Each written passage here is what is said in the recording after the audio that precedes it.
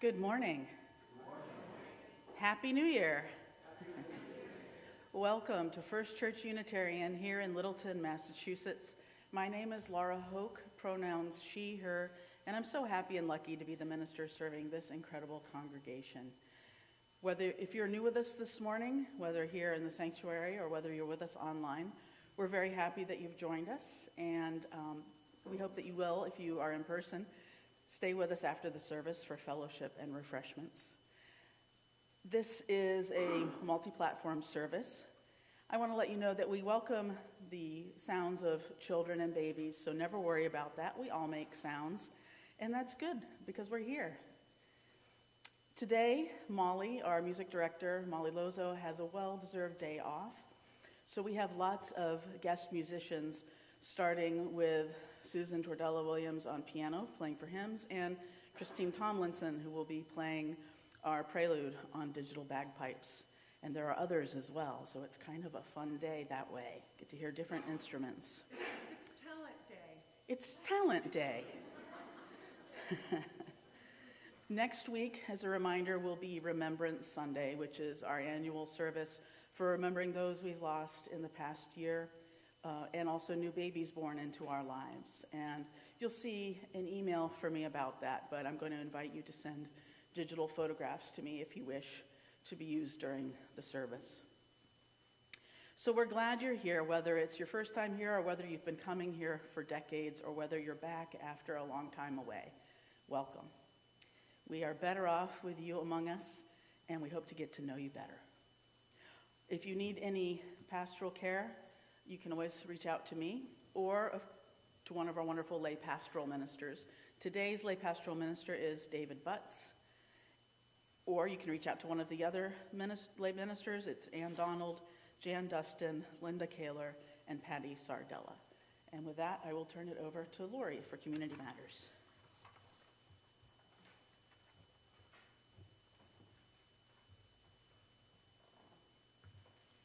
Good morning and Happy New Year.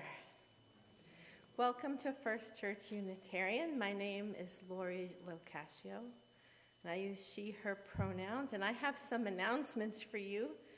I have the privilege and honor to serve this congregation as a member of the Standing Committee. As such, I get to have show and tell and announcements with you. Part of the service today will involve a small piece of paper. An usher might have given you one when you came in. If you didn't get one, you can raise your hand and they will bring you one. It looks like this. If you are new here and would like someone to follow up with you or sign up for our newsletter, please fill out a purple, pink, light-colored card that you might find in the pews, and you can put it in the collection basket during the offertory. Speaking of the offertory, today is a Share the Plate service. Today's collection will go to the Center for Hope and Healing. And Anna Fadden, our deacon, will be giving you more information about that. There is lots of wonderful information in the insert to your order of service, Community Matters. Really good information. So please read it through. A few announcements I want to lift up. Tonight is the meeting of the men's group at 7 p.m. It's both in person in the Alliance Room and on Zoom.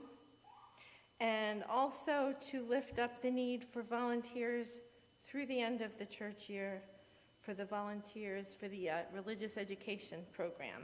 It's a great and fun way to meet our amazing youth. And please email Thea Shapiro, our Director of Religious Education, if you are interested. For this time of worship, please silence your phones and your watches. And after the service, I invite you to fellowship hour through this door and the vestry. Please be mindful of others as you navigate your way there. Welcome to church.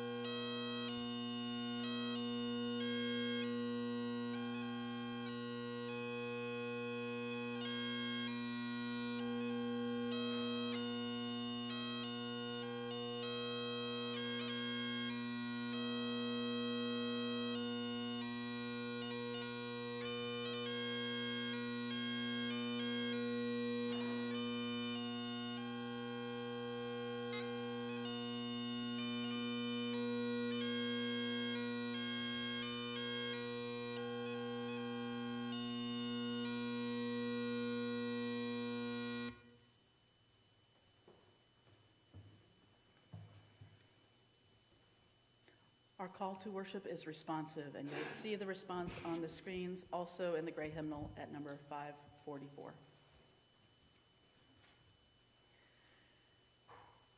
The 1st of January is another day dawning, the sun rising as the sun always rises, the earth moving in its rhythms.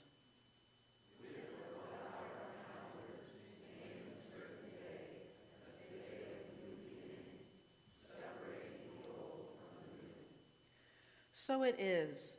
Everything is the same, bound into its history, as we ourselves are bound. Yet also we stand at the threshold. The new year, something truly new, still unformed, leaving its shining power in our hands. What shall we do with this great gift of time this year?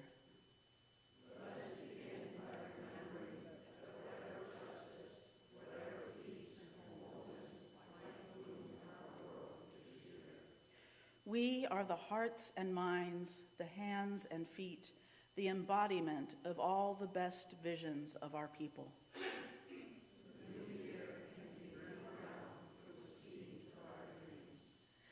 Let us take the step forward together onto new ground. Our dreams well, faithfully, and enjoy. The words of Kathleen McTeague. Let us worship. I'd like to invite Sierra to come up and light our chalice this morning.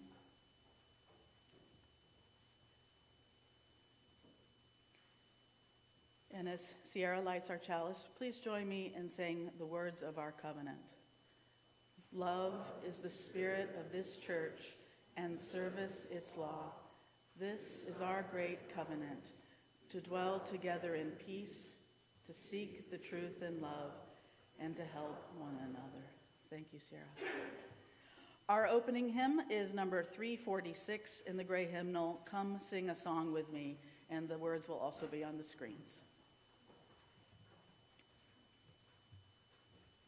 I invite you to rise in body or spirit.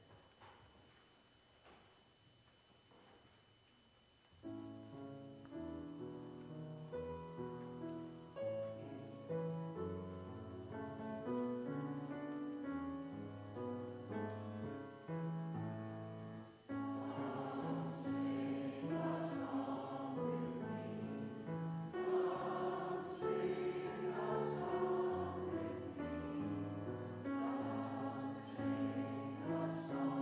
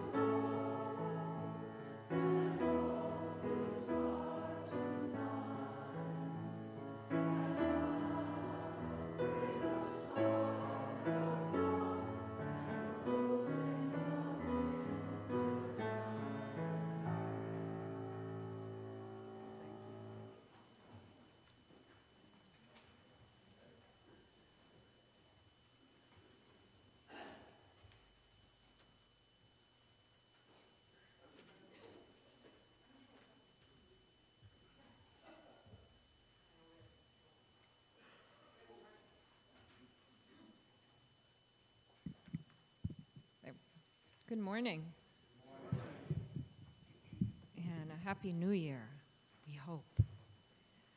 So I think this is my New Year book, because I think I read it last New Year's, and I think it's kind of helpful to remember this during the New Year. So, Alexander and the terrible, horrible, no good, very bad day. I went to sleep with gum in my mouth, and now the gum is in my hair. And when I got out of bed this morning, I tripped on my skateboard, and by mistake, I dropped my sweater in the sink while the water was running, and I could tell it was going to be a terrible, horrible, no good, very bad day. At breakfast, Anthony found a Corvette Stingray car kit in his breakfast cereal box. And Nick found a junior undercover agent code ring in his cereal box. But my breakfast cereal box, all I found was breakfast cereal. I think I'll move to Australia. In the carpool, Mrs. Gibson let Becky have a seat by the window. Audrey and Elliot got seats by the window, too. I said I was being scrunched. I said I was being smushed. I said, if I don't get a seat by the window, I'm gonna get car sick. No one even answered. I could tell it was going to be a terrible, horrible, no good, very bad day. At school, Mrs. Dickens liked Paul's picture of the sailboat better than my picture of an invisible castle. At singing time, she said I sang too loud. At counting time, she said I'd left out 16. Who needs 16? I could tell it was going to be a terrible, horrible, no good, very bad day. I could tell because Paul said I wasn't his best friend anymore.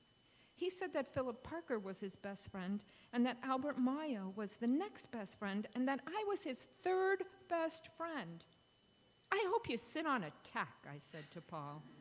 I hope the next time you get a double-decker strawberry ice cream cone, the ice cream part falls off the cone part and lands in Australia.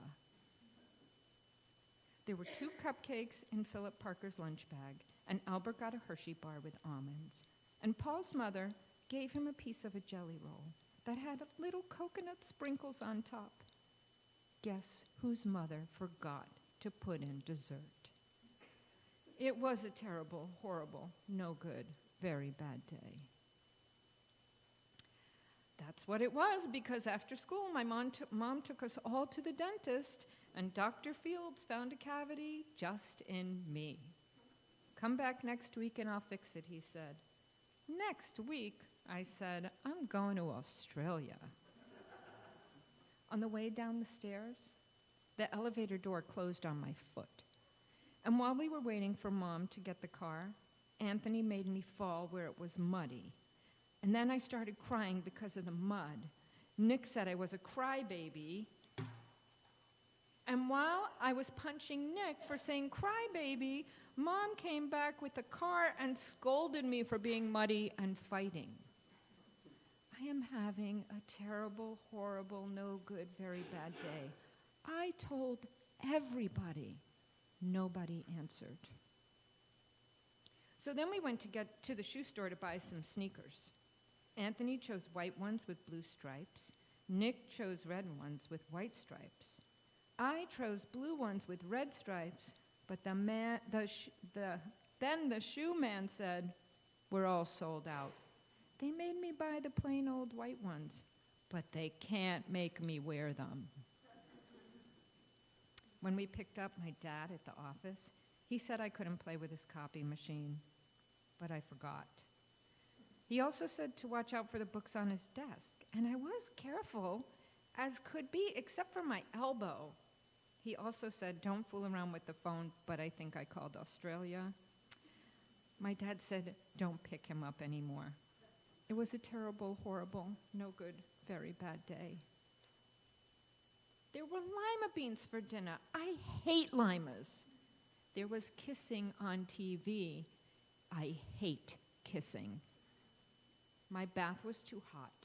I got soap in my eyes. my marble went down the drain, and I had to wear my railroad train pajamas. I hate my railroad train pajamas. When I went to bed, Nick took back the pillow he said I could keep, and the Mickey Mouse nightlight burned out, and I bit my tongue. The cat wants to sleep with Anthony, not me. It's been a terrible, horrible, no good, very bad day. Mom says some days are like that, even in Australia.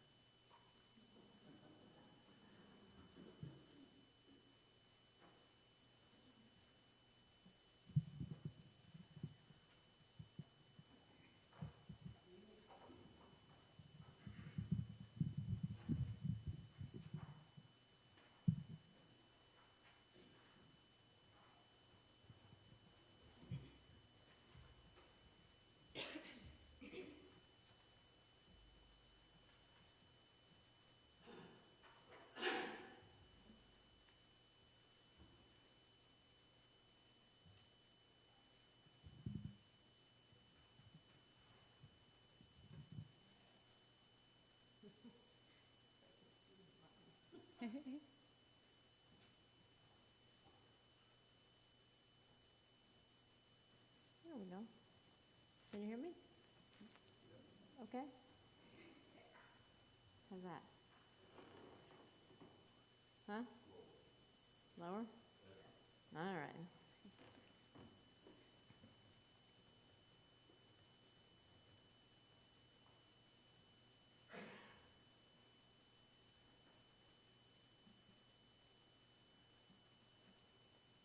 It's a big instrument for me. There's lots to do.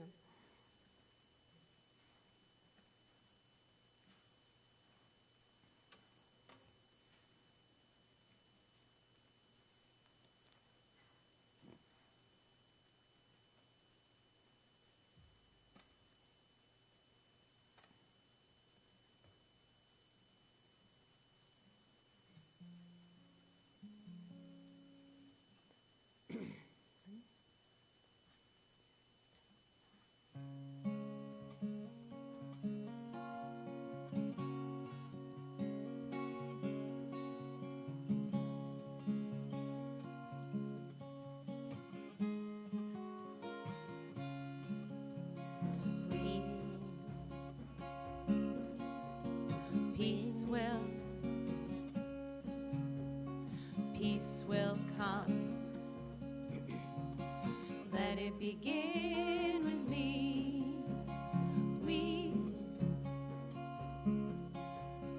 We need peace. Let it begin with me. Oh, my own life is all I can hope to control. Oh, let my life be lived with the good of my soul. Let it bring peace, sweet peace. Peace will come. Let it begin with me.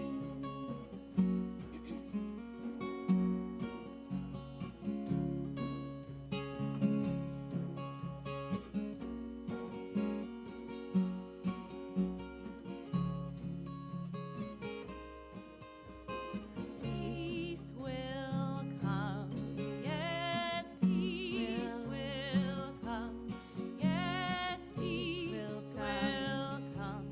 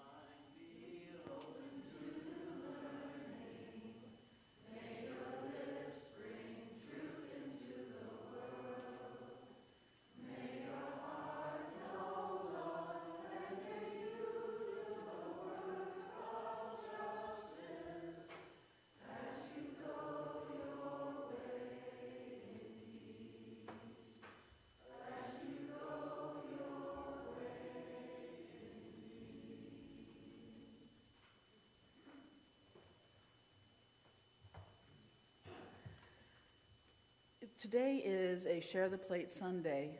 Approximately once each month, this congregation gives its plate away to a very worthy charity, often local, but not always. I didn't know if Anna Fadden wanted to say anything to introduce the video, or if we're just going to play the video. Okay. Thank you.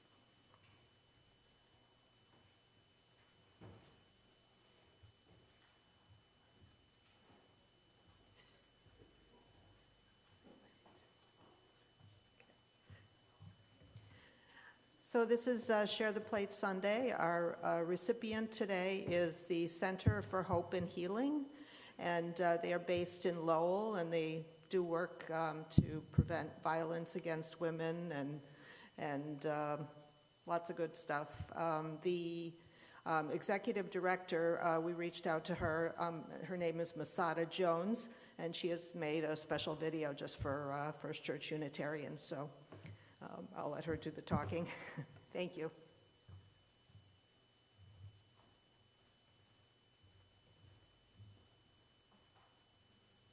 Hello, First Church Unitarian. My name is Masada Jones, and I am the Executive Director at the Center for Hope and Healing. We are located in Lowell, Massachusetts, and we serve 15 local cities and towns, and that does include Littleton. At the Center for Hope and Healing, we have about two sides where we have Survivor Services, who provides one-on-one counseling to survivors of sexual assault and survivors of unwanted sexual experiences. So we provide one-on-one counseling support to survivors and their families, and we also have groups for support in Spanish, English, and Portuguese. And then on the other side of things is our team called Hope Prevents. And so oftentimes that's the team that's going out into the community, providing education to schools, to local businesses and organizations that may be seeking support around how to respond to disclosures, maybe sexual violence 101. Excuse me. We also do have a volunteer program called Healing Corps. We're always seeking volunteers. They help to support our 24-hour hotline. I will provide the hotline number in the video as well. I'm going to try to get my editing skills underway. And there was something else I wanted to mention. We also do men's work. We do believe that we need everyone involved to end gender-based violence, including men. We all have a role to play, whether or not that is talking to your friends about some experiences that you may have had, and how to interact with some of the culture that we all kind of are socialized to believe, and that men should behave, that boys should behave, and even girls, right? We're all socialized to have some beliefs as to how people are supposed to operate. And so we believe that our work is to interrupt that and to investigate where some of that is coming from. And not to say that it is wrong, however, we do believe that we all have a role to play in ending sexual violence. And we hope that you will join us. Again, I will provide our hotline number should folks feel like they do want to talk to someone, and should folks want to be involved in our volunteer program, I'll make sure that all of that information is included. And again, you can always reach out and come into our building. We have a lovely space in downtown Lowell. I hope to hear from you all soon. Thank you. So if you wish to donate while Beth Ann treats us to some French horn music, the plates will come around, and any cash you put into the plates will go to the Center for Hope and Healing, or you can make checks out to the Center for Hope and Healing. If you're with us online, you could go to their website. It's CHH, as in Center Health Healing, Inc., chhinc.org. This morning's offering will be given and received in grateful appreciation.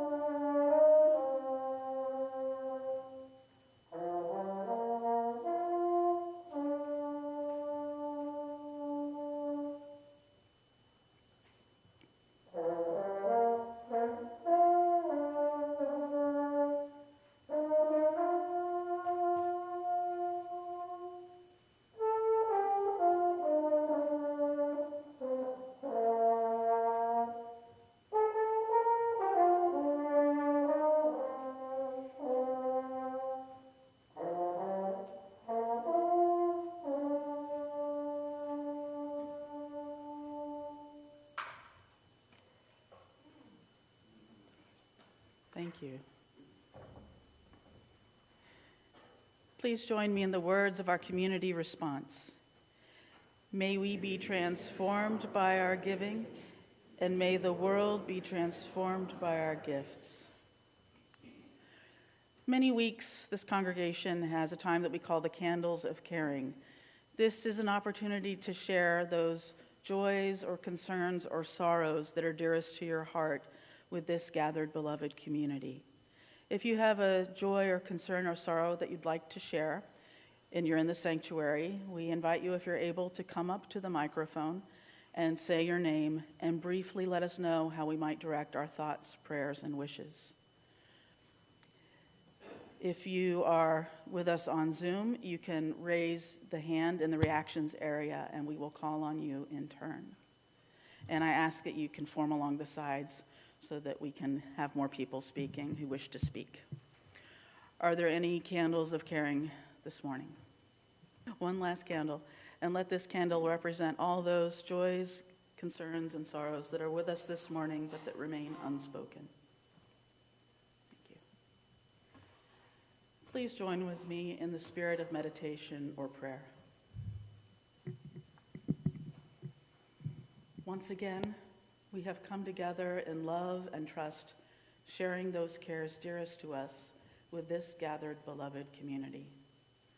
Let us hold in our hearts and thoughts, our prayers, those joys, concerns, and sorrows spoken aloud this morning, as well as those that remain unspoken, as we share together in a time of sacred silence.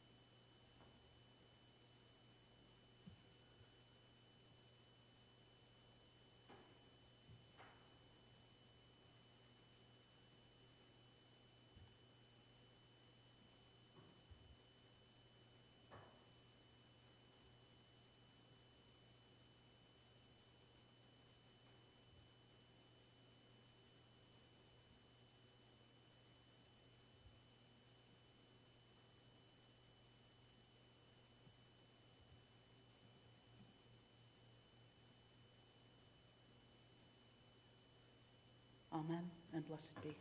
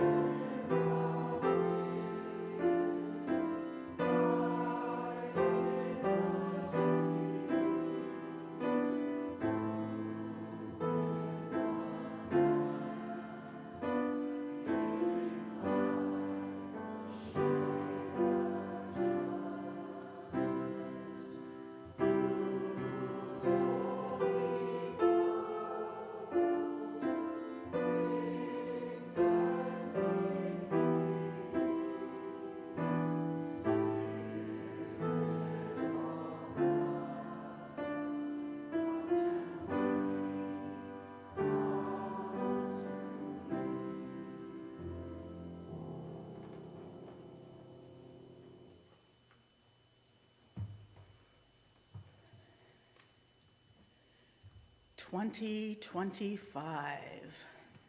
It doesn't sound right to me that this is the current year. It sounds like some future year, but here we are. When the new calendar year comes around, it feels natural as a place to stop and take stock in our lives and what's going right and what's not going so right, and what we might want to change as the new year begins. And of course, people think of New Year's resolutions. There's lots of reasons to be down on New Year's resolutions, but in general, it's not necessarily a bad thing to take stock and think about positive changes that you could make. So what kinds of changes should we be making? I think some of the most common New Year's resolutions, you know them. What are they? Lose weight, diet, exercise, read, eat healthy. Yeah, those are some really common ones. Maybe quit some bad habits like smoking or gambling or trying to save more money. Sometimes we resolve to learn something new. Sometimes we resolve to stop being so reactive to somebody who's in our lives, stop being so angry or frustrated with so-and-so. And those all seem like fairly reasonable changes to make.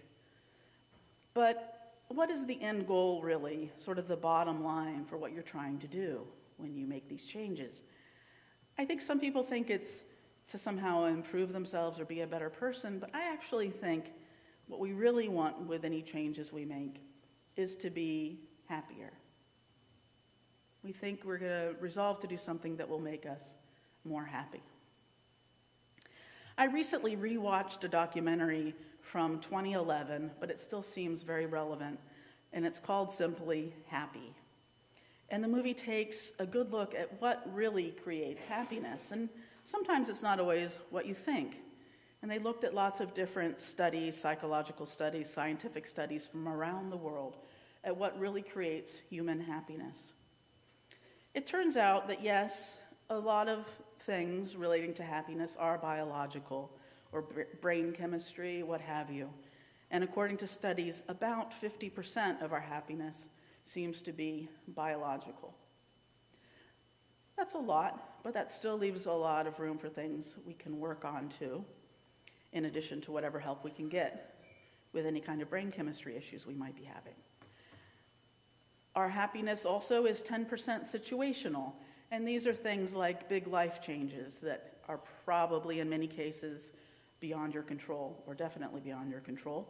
Things like what's going on with your health, the end of a relationship or the start of one, a death or a birth, changing your happiness, getting a new job or losing a job, those sorts of situational things. But that leaves 40% that we can still control pretty well by what we might decide to take on with our lives. And that's a pretty good amount of influence to have on your own happiness. So some of the things are about natural releasers of dopamine, and these probably won't be too surprising. For instance, physical activity, moving around, has a very positive impact in creating dopamine and happiness for those of us who are able to do it. Or you might be able to find ways to do it that are modified, like moving while sitting and things like that. Being outside, we've talked about this before, talking about ecotherapy. Being outside, spending outside improves your mood, but it actually also improves your feelings of self-esteem. The more time you spend outside, the better you feel about yourself. This has been shown in studies, which is fascinating. So if you're able to go outside and move in some way, that's a double bonus. Resolutions worth making because they'll actually make you feel happier. There's something else that everyone could do. It's universal in concept, although specific to each of us in exactly how we do it. And what is that? It's what some people call being in the zone. That feeling you get when you do something that you really enjoy, no matter how simple it might be, that you feel like you do really competently, really well. It could be really just about anything. It could be cooking, gardening, working with wood or crafts, telling stories or jokes. It could be singing or making music, swimming, knitting, you name it. Something where you really feel like you know what you're doing. This is something you're good at, competent at. It's something that, and I can see if I can say the name, Mihaly Csikszentmihalyi, a professor at Claremont University, calls flow. He describes flow as that feeling you get when you do this activity that you're very competent in, and you sort of forget yourself while you're doing it. So when you're doing it, nothing else matters. like somebody who's very good at swimming. When they're swimming laps and they're in the pool, that's all they're doing. When you find that activity that has that effect on you, that's flow, and that will make you happier. The movie Happy tells us people who experience flow on a regular basis are happier than those who don't. And there's another thing that increases happiness in almost everybody, and it's something anyone can learn to do, and that's meditate. Studies show that regular meditation practice increases feelings of compassion and joy. So if you commit to a meditation practice, even just a few minutes a day, you will be happier. It's funny, so many times a lot of us think that more money will bring us happiness. If you ask people what will make them happier, a lot of people will say more money. But it turns out, through studies, the only time money makes you happier is when you truly don't have enough, when you really are struggling to make ends meet, to pay your bills, to have food, clothing, and shelter. When you're really struggling with money, more money will bring you happiness. But if you're financially secure, getting rich actually doesn't make you happier. That's what studies show. So if you're lucky enough that you're financially secure, know that in terms of your financial situation, you've maxed out on that part of your happiness. So focus on other things if you can. So our culture encourages us to be motivated by extrinsic goals, like making more money, like looking good physically by society's standards of whatever the day has them being, having more prestige or status. But studies show that people with extrinsic goals tend to be more anxious and less content. In fact, goals in general, goals to achieve something, don't increase happiness in the way that we often think they will. There's something we talked about in a Vedanta class I took years ago, a class about the wisdom of the Vedas, the ancient wisdom scriptures of Hinduism. And we often think that when we achieve a certain goal, we'll be happy. So if I get certified for something, I'll feel happy. If I earn this degree, I'll be happy. If I get the promotion, I'll feel happy. But it turns out that that's not a lasting happiness. That's a very fleeting moment, usually, of joy, a true feeling of joy when that good news comes, that you got the promotion, that you got the good grade you wanted. It usually is a very fleeting joy, not something that goes on and on. But you can get a more lasting feeling of happiness when you find things that you can do in an ongoing way just for the sake of doing them. If you seek happiness from the achievements, it just will leave you with an "is that all there is" feeling. Which isn't to say you shouldn't have goals or seek certain achievements, but it's that seeking after things brings happiness in a particular way. It's what the rishis or Hindu saints know, according to Vedanta, it's the chasing and striving after the goal that brings the happiness and the joy. Or we might say in Western folk wisdom, it's the journey, not the destination. So working on intrinsic goals can be that journey of joy and happiness. Things like seeking after money, appearance, status are not going to get you where you want to be. Goals like working on our relationships with others, goals like working on helping increase a community feeling, those kinds of really important goals are never ending, and there's no being done with them. There's no being done. And those never-ending journeys are what brings lasting happiness. So as this new year begins, let us seek to bring more never-ending journeys of growth and community building and service to bring our happiness. Or as Gandhi said, to live as though we're going to die tomorrow, but to learn as though we're going to live forever. And I want to say just a few words before our burning bowl ritual about the song we're going to sing at the end of the service. It's a Scottish song sung around the world for New Year's, Auld Lang Syne, with the words by the great Scottish poet Robert Burns. And you'll notice in the insert the archaic language of the Scottish lyrics, and which can be pretty perplexing, although we've provided modern translations if it helps you. It makes me remember a conversation from the ending of the movie When Harry Met Sally. And the song Auld Lang Syne is being sung at a New Year's Eve party, and Harry, Billy Crystal's character, says to Sally, Meg Ryan's character, "What does this song mean? My whole life I don't know what this song means. I mean, should old acquaintance be forgot? Does that mean that we should forget old acquaintances? Or does it mean that if we happen to forget them, we should remember them, which is not possible because we already forgot?" And Sally replies, "Well, maybe it just means that we should remember that we forgot them or something."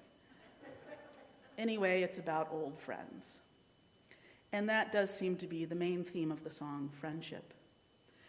And perhaps some of the keys to maintaining relationship and friendship: memories, forgiveness, frolicking, beverage of choice doesn't hurt.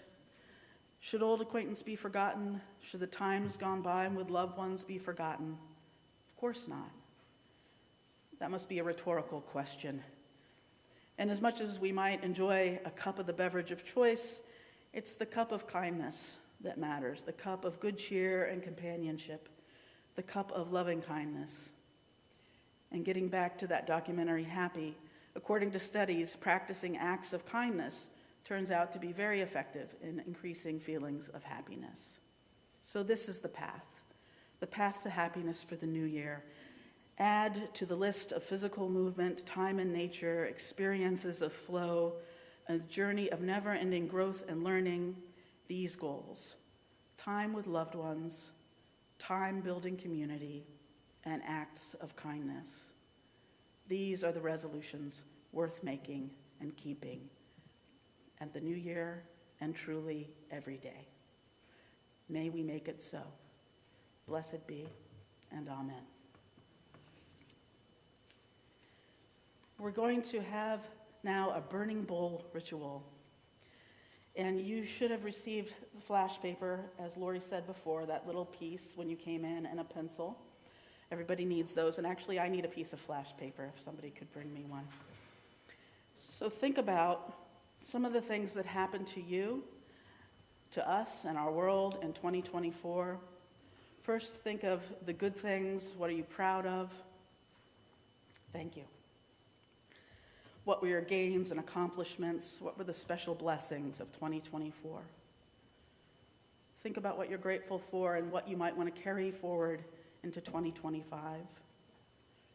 What regrets you might want to let go of, things you want to leave behind you from this past year. Think of those too.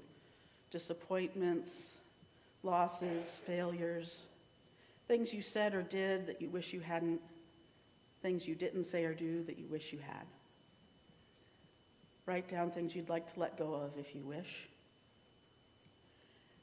And also think about something that you would like to rise up from the ashes in 2025, like a phoenix. So think about those things. I'm going to play a little music on the steel tongue drum. And when you're ready, you can come up and form a line. And as you're able, come down the aisle, and we'll burn these, and I'll show you how in a second.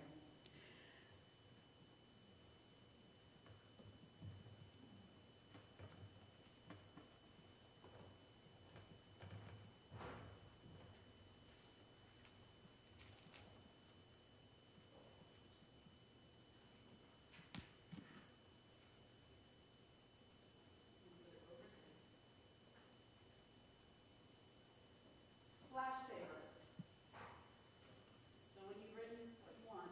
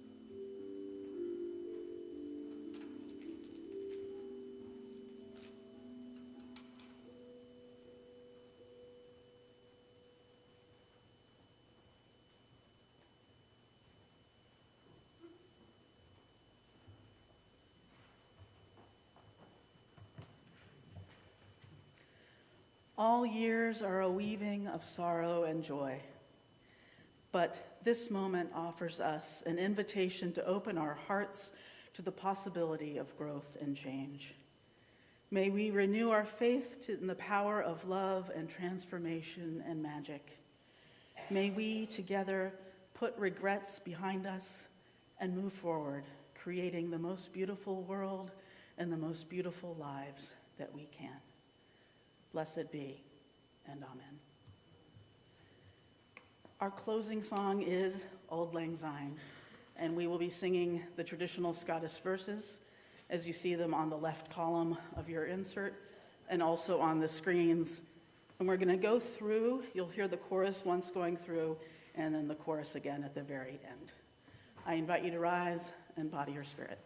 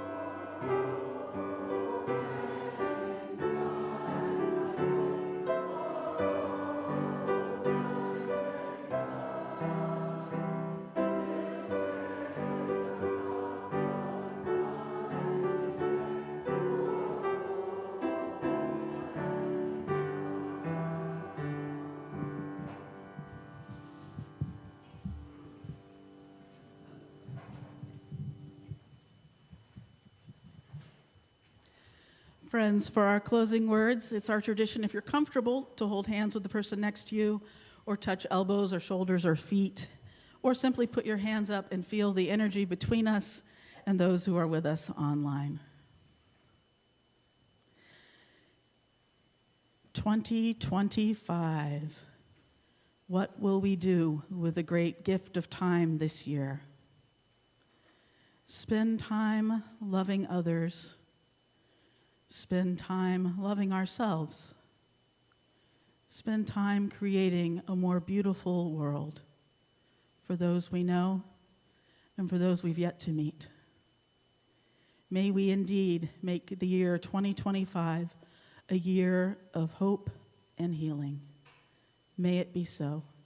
Blessed be, and amen. Please be seated.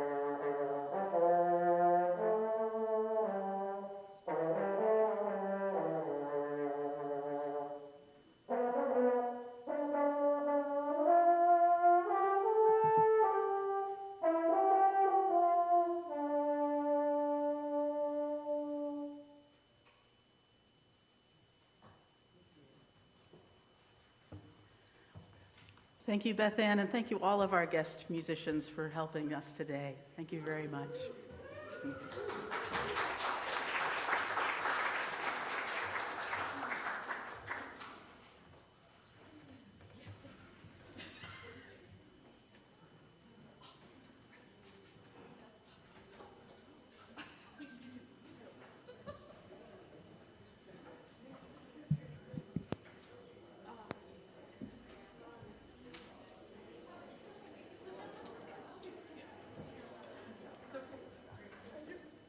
If people want to drink coffee hour, feel free to unmute. I drank all my coffee already. I'm sorry, Hugh? I drank all my coffee already. Well, it's a virtual